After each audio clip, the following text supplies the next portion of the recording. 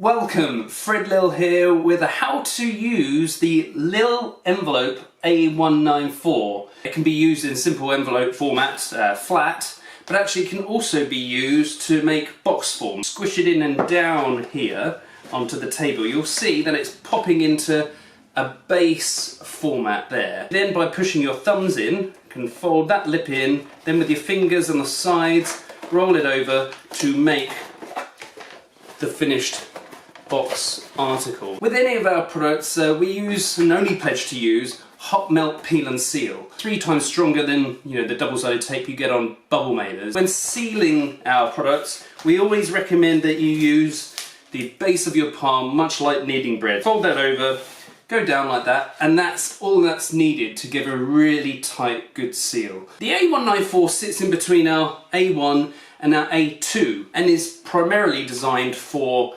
the vast majority of books called B format size, which is 198 by 129 millimeters. Generally books between 200 and 250 pages are up to 2 centimeters thick. So you've got a chance of getting it through the lower cost mailing tariff of Royal Mail large letter. Inside the norm, the E2 bubble mailer, which is 8 millimeters thick, and it will not go through that 25 millimeter large letter slot. Little envelopes are 3.5 millimeters thick, so you will get a 20 millimeter, 250 page book through. I'll go with this, I think this is the 250, it is 250 with the extra pages at the back. Load with the spine first, because it minimises possibility of damage. In there like that, again, peel and seal off, and then seal down, and this will just about glide through that large letter tariff. Just to illustrate our herringbone perforation, completely plastic free, eco-friendly inks,